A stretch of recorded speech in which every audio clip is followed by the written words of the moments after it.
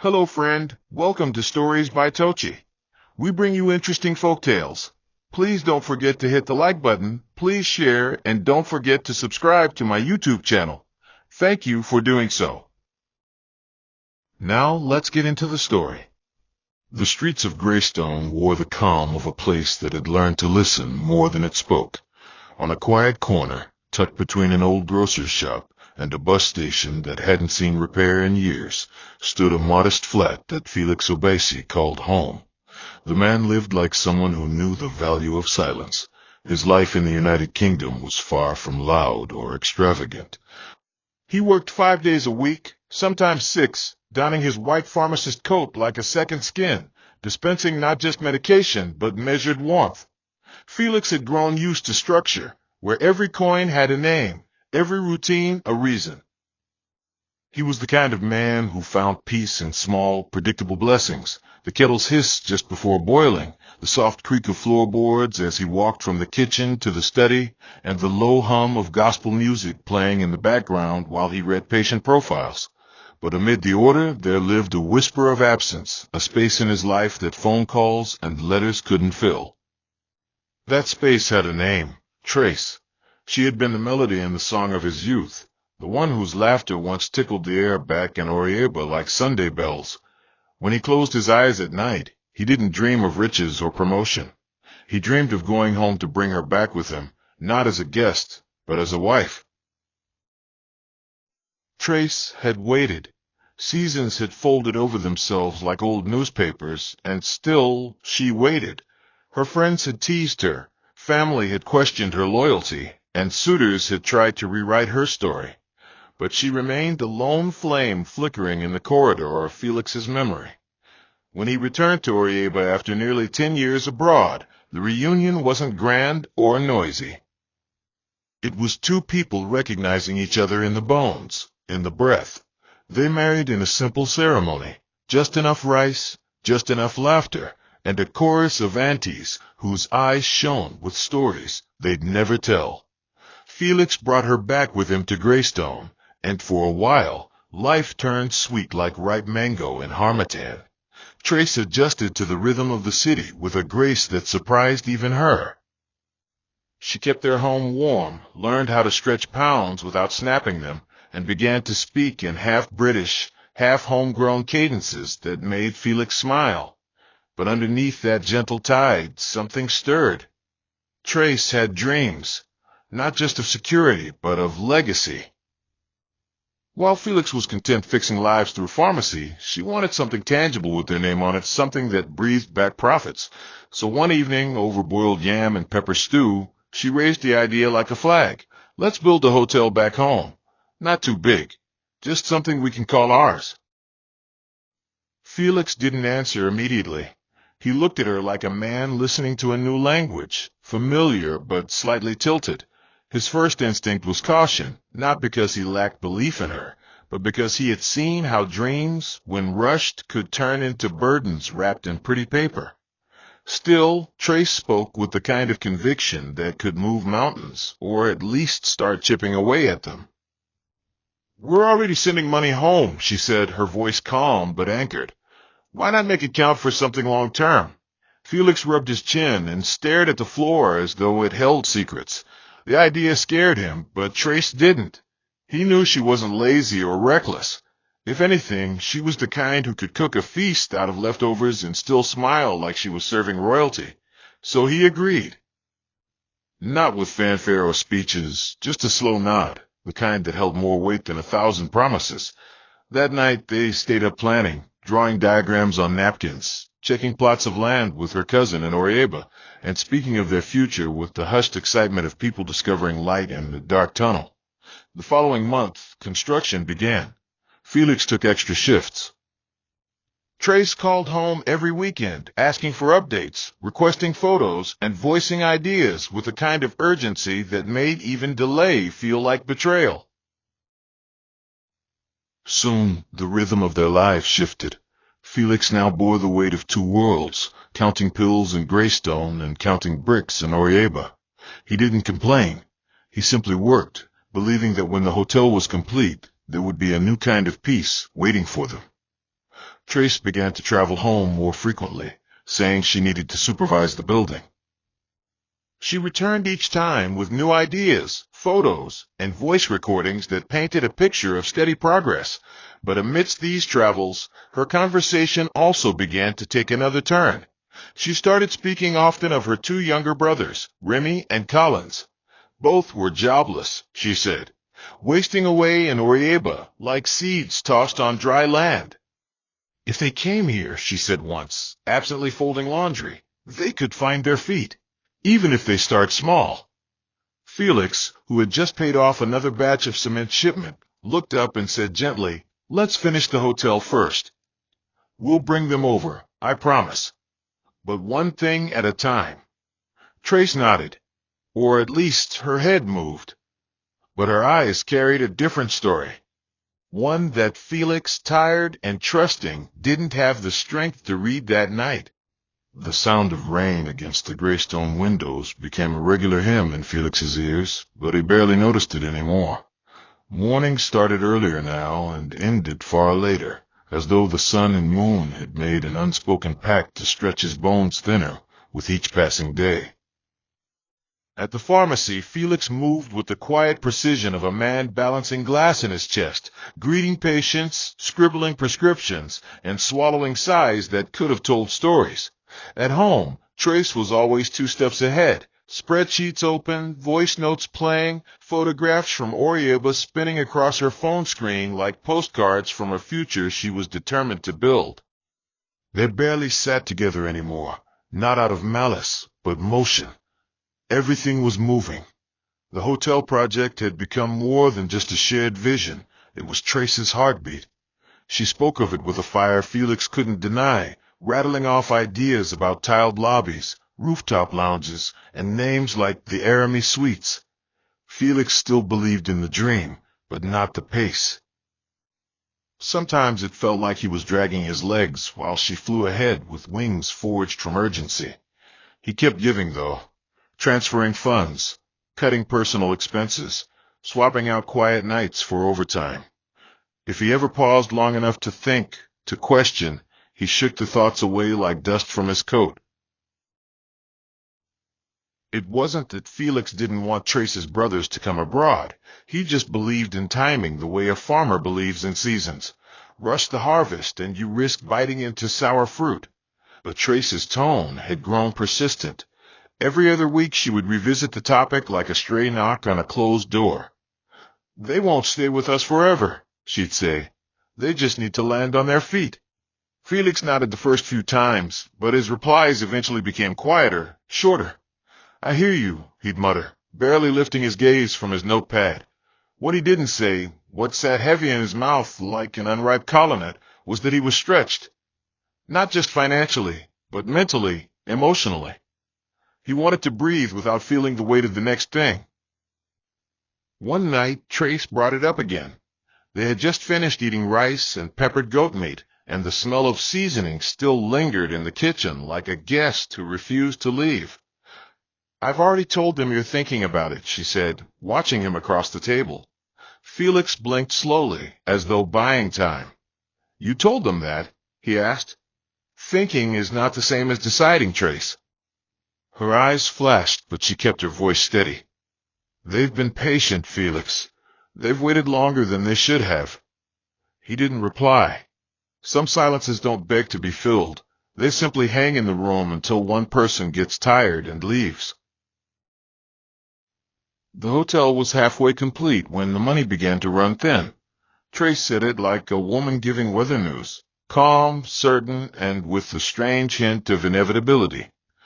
"We need a financial push," she said one night, showing Felix the latest cost estimate. "If we don't cement this phase now, the rains could damage everything we've done." Felix rubbed his forehead, the weight of choices pressing like thumbs into his temples. He asked if there were other options, maybe reduce the scope, delay the outer structure. But Trace was firm. "We've come too far to shrink now. We need to go forward, or we lose it all."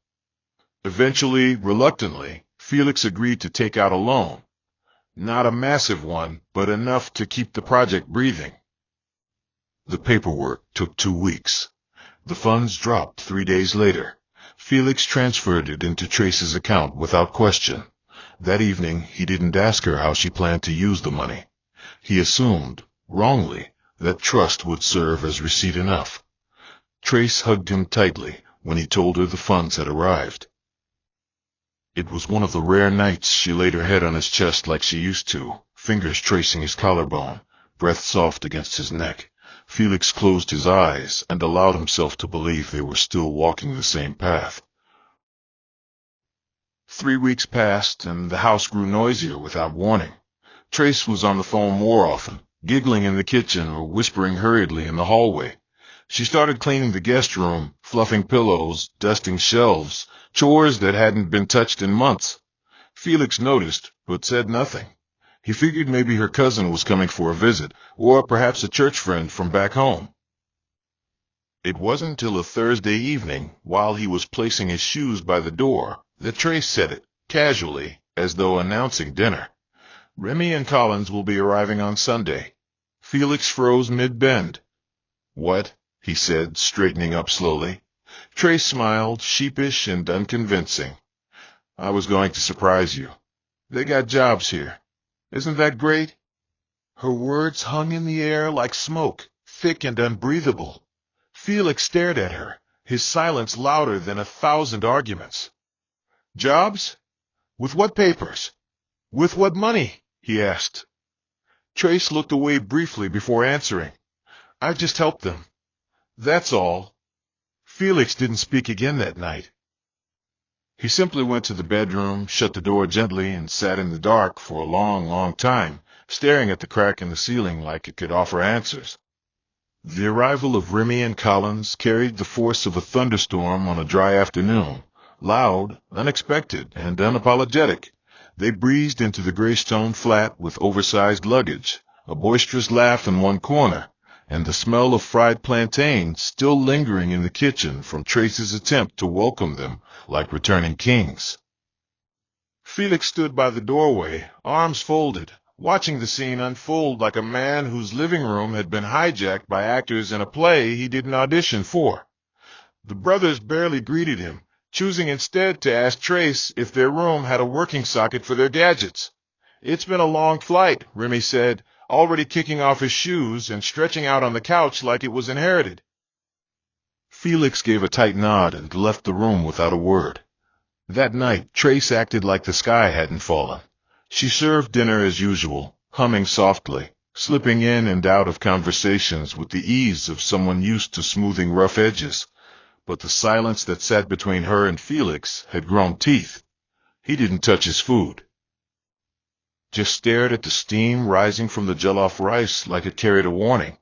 Trace tried to meet his eyes once, but he looked away. That silence stretched into their bedroom where no laughter reached, only the occasional thud of footsteps from the visitors down the hall. In the days that followed, Felix tried to adjust, but it felt like he was learning to live inside a jacket 2 sizes too small. Remy and Collins treated the house like a hostile, waking late, leaving plates in the sink, and speaking in loud tones that grated against the quiet routines Felix had spent years building. They played music loudly on weekday mornings, laughed without pause, and once even used Felix's shaving stick without asking, an act that Trace tried to laugh off, but which Felix didn't find amusing. When he asked if they could tone things down, Collins responded with a shrug and a mouthful of biscuit. "Nah, Broadway day now, not boot camp." Remy joined in, chuckling. "Brothers, relax small. You day too stiff." Felix wanted to speak, to remind them that generosity wasn't a license for disrespect, but the words lodged somewhere deep in his chest, trapped behind the bars of disbelief. Trace, when confronted privately, defended them with the passion of a sister, not a wife. "They're still adjusting. Give them time," she said. "They just need a little breathing room." Felix stared at her, wondering when exactly his own space had become theirs to reassign. The brothers barely contributed to groceries, refused to pick up after themselves, and once left the front door unlocked, a mistake that nearly cost them when a neighbor caught a teenager eyeing their flat suspiciously.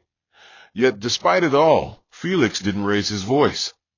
He absorbed it like sponge to water, hoping the situation would correct itself or at least run its course. Weeks turned into months, and Felix began to feel like a stranger in his own life. The apartment, once his sanctuary, now felt like borrowed space. He worked longer hours at the pharmacy, not because he needed the money, but because coming home felt heavier than staying out. There was a day he walked an extra 2 blocks just to sit alone at a bus stop before returning to the noise. Trace had changed too, not in appearance, but in the way she wore her words. Her sentences grew shorter, her responses clipped. When he asked her once about the hotel progress, she waved it off with, "Everything's going smoothly," followed by a hasty kiss on his cheek that felt more like punctuation than affection. Felix didn't push further. He learned that asking too many questions now stirred dust rather than answers. He focused on his savings, quietly resumed updates on his loan repayment plan, and started looking forward to his upcoming trip to Orieba. It had been nearly a year since he last stepped foot in his hometown. He needed the air, the space, the reminder that his life wasn't always this blurred. He booked a 3-week leave from work, packed modestly, and informed Trace that he would also visit her family while in Orieba. She smiled faintly, said she would inform her mother, and offered to buy him a new pair of sandals for the trip. It felt kind, but rehearsed, like a note sung from the wrong key. Felix arrived in Orieba with little fanfare, just the rustling leaves, the scent of rain-soaked earth, and the warm embrace of people who still remembered his full name. His parents were overjoyed to see him, their faces soft with gratitude and quiet pride. He spent his first 2 days visiting old friends, checking in on a few neighbors he hadn't spoken to in years, and allowing his shoulders to finally drop. It wasn't until the 4th day that he made his way to Trace's family home. Her mother welcomed him with open arms, leading him into the parlor where the ceiling fan turned lazily above their heads.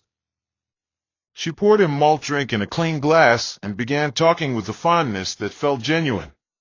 "You've done well for this family, Felix," she said.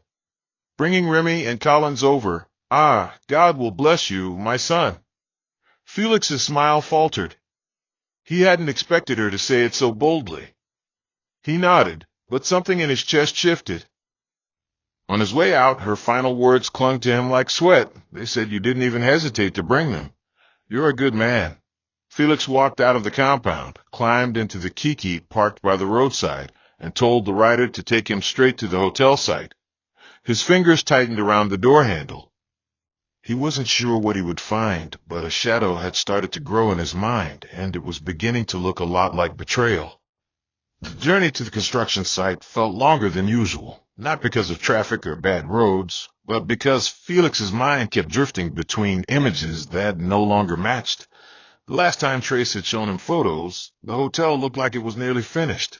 Painted walls, shining windows, tiled floors that caught the light like mirrors. She had even sent a short video, panning slowly across a spacious reception area with mounted chandeliers and polished chairs. Felix had replayed that video countless times during night shifts at the pharmacy, allowing the soft glow of its vision to wash over his exhaustion. But now, as the tricycle bounced over the potholes that dotted the outskirts of Orieba like forgotten graves, doubt coiled tightly around his chest. He kept glancing out of the window, watching the buildings pass by like ghosts, unsure if he was about to walk into clarity or chaos. When the tricycle stopped at the red metal gate that was supposed to be the hotel entrance, he stepped down slowly, his eyes scanning every detail before he even pushed the gate open. What stood before him wasn't the dream he had been shown. It was the skeleton of what could have been a carcass of promise. The walls were half raised, the roof barely secured, and the floors were nothing but dusty cement stained with rainwater and bird droppings. Felix didn't move. He just stood there, his mouth slightly open, staring at a lie brought to life. He didn't call Trace immediately. He walked through the site slowly, step by step, like a man moving through a graveyard of dreams. Empty paint buckets lay scattered across the floor. A half-used cement bag sat in the corner, hardened by moisture and time. The supposed hotel lobby was no more than a hollowed space filled with echoes of abandonment. There were no workers in sight, no recent tools, no scaffolding that hinted at ongoing activity. The only sign of life was a gecko that darted across the floor and disappeared into a crack. Felix knelt and ran his fingers along the ground, the dust clinging to his skin like guilt. He remembered the sacrifices, the night shifts, the skipped meals, the cold walks home because he chose to save on transport fares. He remembered the calls Trace made, telling him they were nearly done, that a few more touches were all that remained. His breath grew shallow, his heartbeat slow but heavy. He walked to a nearby tree, sat beneath it, and dialed her number. She answered on the third ring, her voice casual. "Hello, love. How was your day?" Felix didn't answer her question. "Trace," he said, his tone flat, "I'm at the site." There was silence on the other end, and then a faint, almost whisper-like response. "I was going to tell you." His grip on the phone tightened. "Tell me what?" The line crackled, and then she exhaled. "I used the money to bring Remy and Collins. I thought once they got jobs, we could finish it slowly."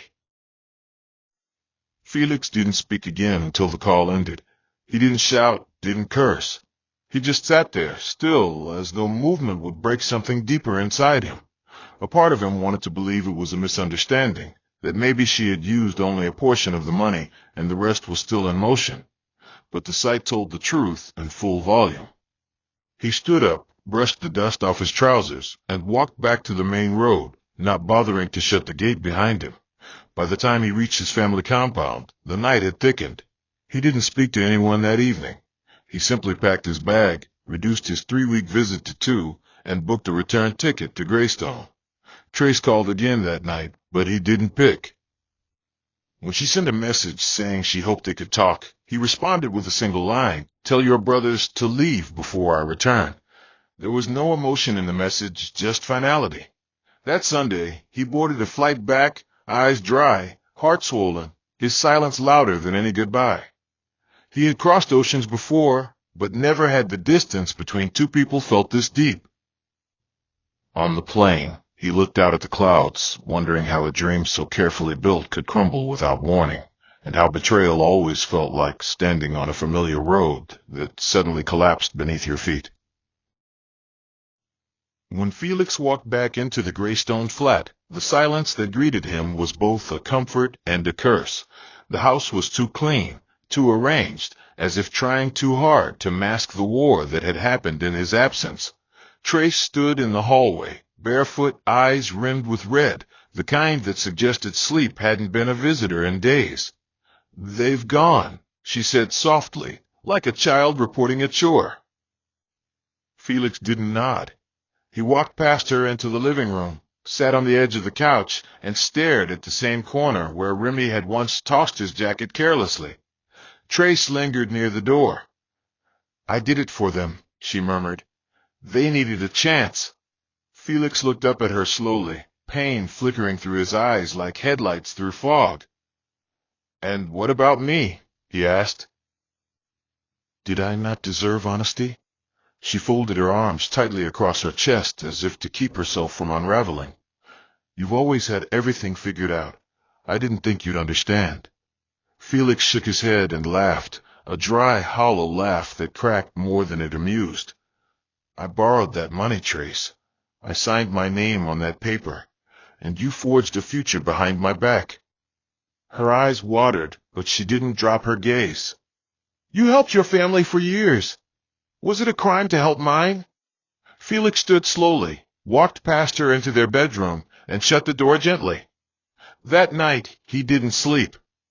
He sat by the window till dawn, watching the sky shift colors, waiting for morning to bring him strength enough to face what remained. The days that followed in Greystone moved with a strange rhythm, like a song missing its chorus, looping through verses that refused to end. Felix woke each morning to the stillness of a house that no longer felt like a home, brushed his teeth in silence, and made his way to the pharmacy with the precision of a machine. The weight on his shoulders wasn't just about the hotel or the debt. It was the betrayal, cold, deliberate, layered. Trace no longer tried to pretend. She stopped leaving breakfast on the table and hardly spoke unless spoken to, and even then her voice was clipped, filled with a defensiveness that sat like smoke in the room. Felix watched her, trying to find traces of the woman he had married, the one who once folded his laundry with humming lips, who used to pray over his shoulders before he left for work.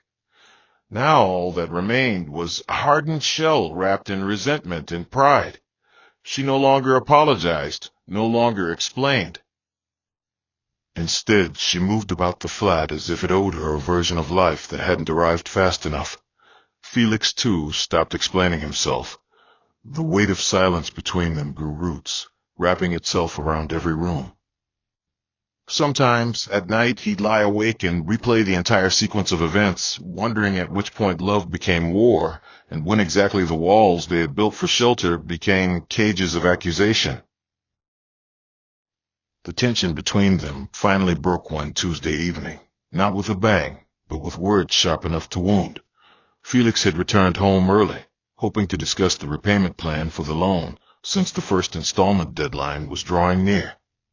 He had been doing calculations all day, redrawing budgets, canceling a planned training program at work that could have advanced his career, just to make the payments work. When he mentioned the loan in passing, asking if she could at least contribute something to ease the pressure, Trace scoffed. "Are you the first man to take a loan for family?" she asked, folding a heap of laundry without looking up. Felix paused mid-step, unsure if he heard her correctly. "Trace, I borrowed that money because we both agreed on the hotel. You used it for something else, without telling me. I'm the one paying it back now, alone." She stood up right then, arms akimbo, fire dancing in her eyes. "So what if I helped my brothers? Have you not helped your siblings too? Or are you suddenly holy because it's my turn?" Her tone was biting, each word dipped in venom.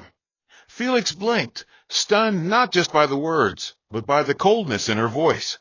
"It wasn't your turn," he said slowly. "It was our turn, our dream. But you hijacked it."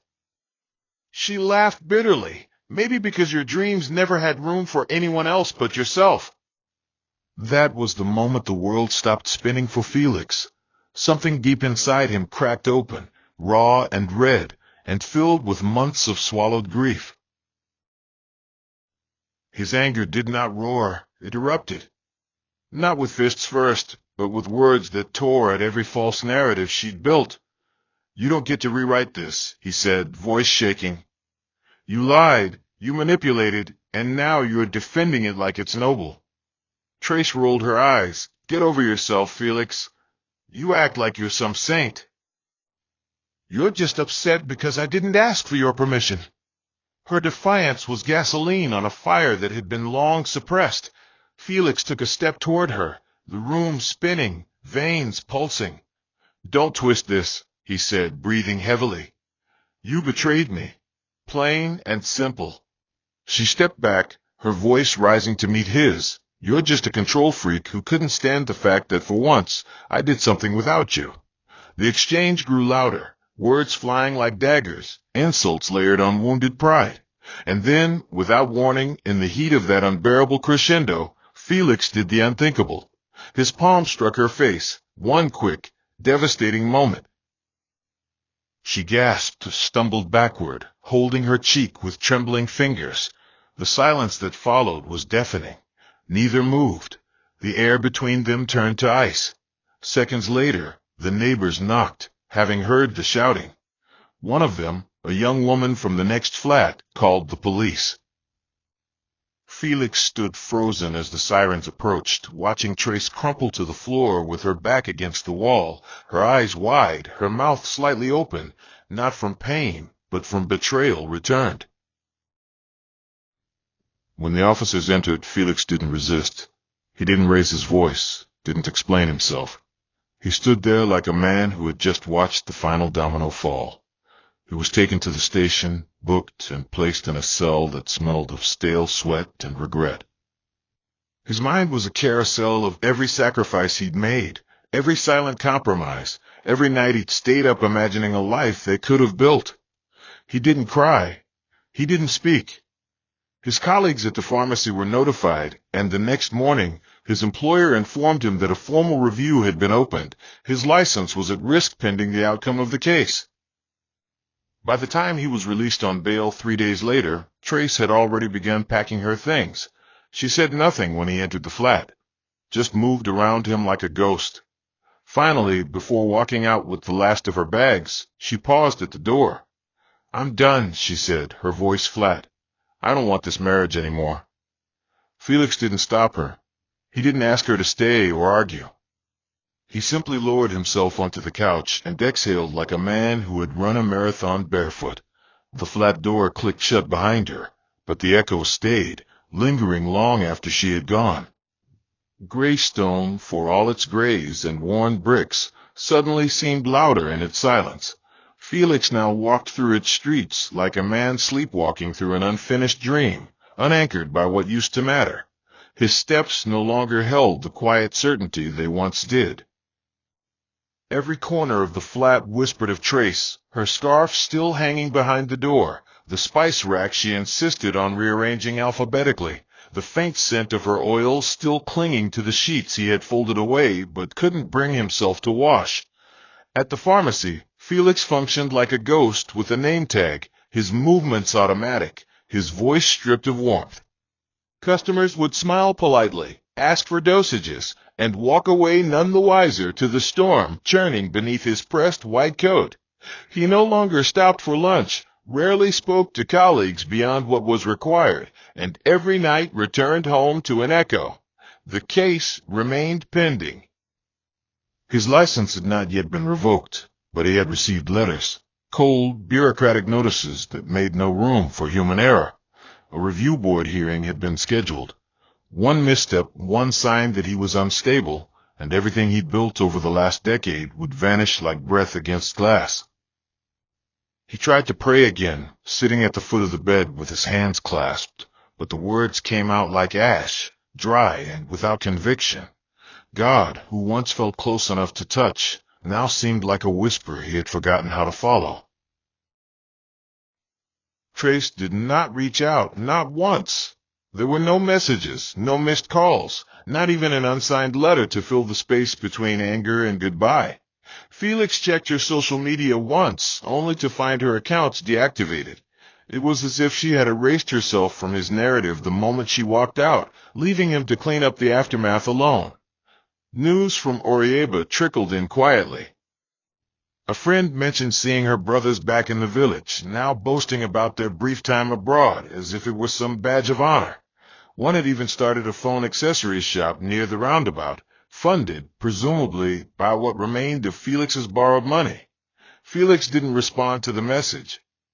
He simply put down the phone and stared at the wall, imagining the hotel ruins back home gathering dust, each crack in the plaster a cruel reminder that trust, once broken, rarely heals the same way twice.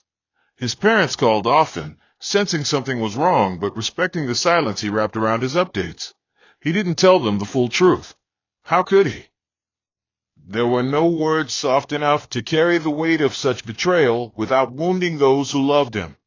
Instead, he spoke in vague phrases. "I'm managing.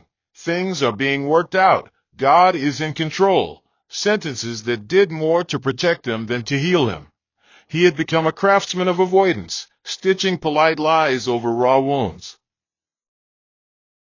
One evening, as the wind rolled in low and steady, Felix sat on the edge of the bed and stared at the box of medication samples he'd received from a supplier, gifts that once excited him, now just more weight to sort. A part of him wondered how much more he could endure before something inside him simply stopped trying. The hearing date was just days away. He had prepared his statements, gathered his references, and asked his supervisor to vouch for his character. But no document could undo the incident. No character witness could erase the moment his hand, fueled by frustration and heartbreak, had crossed a line. He hated that it happened.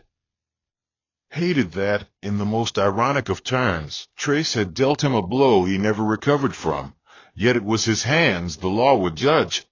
That night he took out his journal, a worn brown book with curled edges and a broken spine, and began to write for the first time in months. Not about the case. Not about her. Just a quiet list of everything he had survived. One by one, the entries poured out: his mother's illness back home, the years of building a career from nothing in a cold city, the nights he'd skip dinner to send money home, and now this, his own signature on betrayal.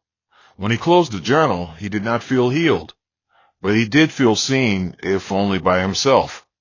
And in that moment, it was enough to get him through the night. The hearing came and went like a slow-moving storm, each question from the board slicing into Felix's composure, each rebuttal forcing him to relive moments he wished he could erase. But he answered everything truthfully, his voice steady, his gaze unwavering. He didn't justify what happened. He owned it. "I made a terrible mistake in a moment of emotional collapse," he told them. "But it is not who I am. My record before and after speaks for itself." There was a pause after his final statement, the kind that stretches eternity into seconds, and then they dismissed him. The verdict would come in writing. He walked home under a gray sky that looked as tired as he felt. At the front door, he paused, looked up, and exhaled long and slow. When he entered the flat, the silence was still there, but something about it had changed. It no longer felt like abandonment. It felt like recovery. A day later, he received the verdict. His license would be suspended for 3 months, followed by a probation period. It was not a clean slate, but it was a second chance. Felix folded the letter carefully and placed it under the journal on his desk. The next morning, he washed the sheets, cleared the guest room, and swept the floor. Not for anyone else, not in preparation for a return, but for himself. The man in the mirror was no longer the same, but he was still standing. And somehow, that meant the story wasn't over yet. Sometimes the deepest wounds don't come from strangers. They come from the people we trust enough to hand our dreams to. Felix's story is a reminder that love, no matter how deep, should never silence our instincts. Trust should never be blind. It should be mutual, accountable, and consistent. If someone begins to manipulate your sacrifice and call it love, that's not partnership, it's deception in disguise. You can be a good man or woman, generous and kind-hearted, and still be taken for granted. That doesn't make your kindness a mistake. It makes their betrayal their burden to carry. Learn to protect your peace without apologizing for it. Don't let loyalty trap you in places where honesty no longer lives. And if life brings you to your knees, don't stay there in shame. Rise in wisdom. You are not defined by who walked away or what crumbled.